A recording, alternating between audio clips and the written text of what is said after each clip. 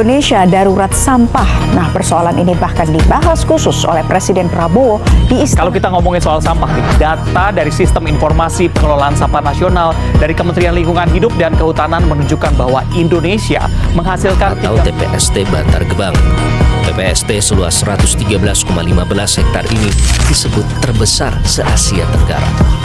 Sayangnya, meskipun berlabel pengolahan sampah,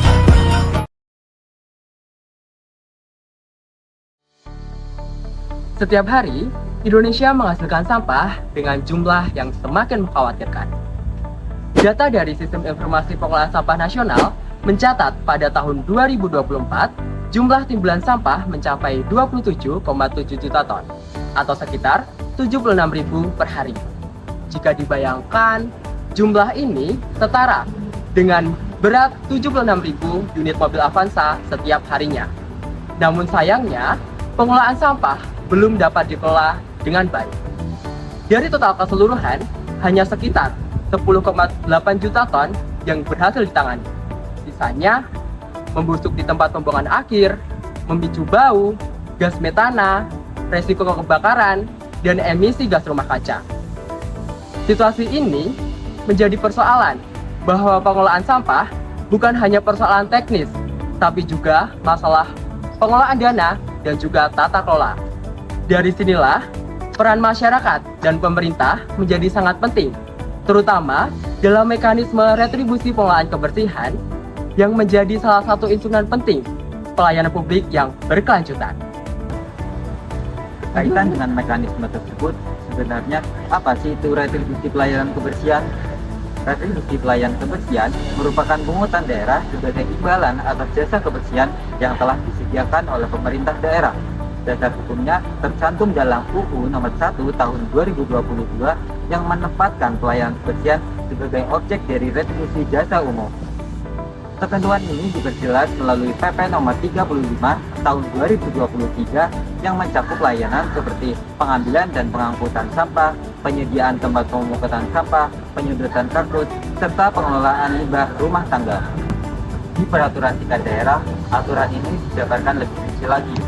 Kabupaten Sleman misalnya, Perda Nomor 7 Tahun 2023 tentang pajak dan retribusi daerah menetapkan bahwa pelayanan kebersihan di Kabupaten Sleman masuk ke dalam retribusi jasa umum dengan tarif yang disesuaikan berdasarkan jenis layanan, frekuensi, dan volume sampah.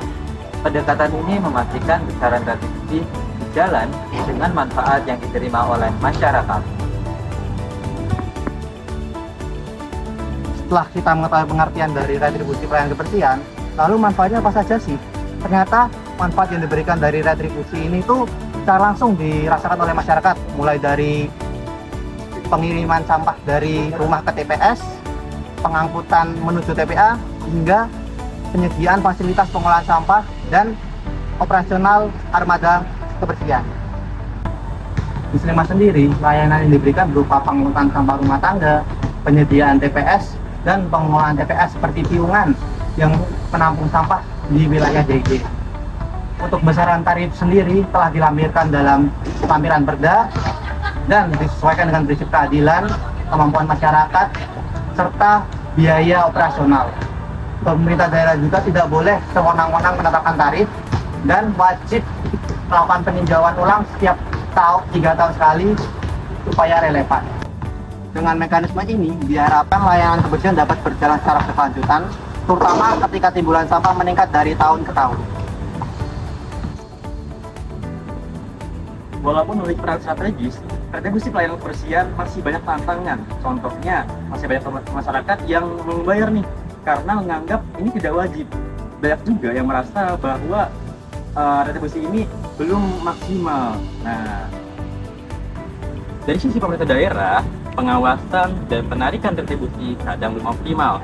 Ada pula wilayah yang belum terjangkau pelayanan rutinnya, sehingga menimbulkan kesenjangan antara persepsi biaya yang dibayarkan dan juga kualitas layanannya. Namun, berbagai solusi dapat dilakukan untuk meningkatkan sistem ini. Yang pertama, pemerintah daerah dapat meningkatkan transparansi dalam penggunaan dananya. Yang kedua, memperluas jangkauan layanan. Yang ketiga, armada harus tersedia dan juga harus adanya pengelolaan sampah yang layak untuk digunakan.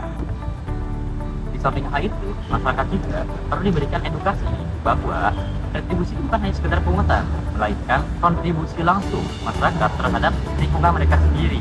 Nah, ketika masyarakat berkontribusi dan juga pemerintah meningkatkan kualitas layanannya, maka terciptalah solusi untuk pengelolaan sampah yang lebih efektif dan juga berkelanjutan.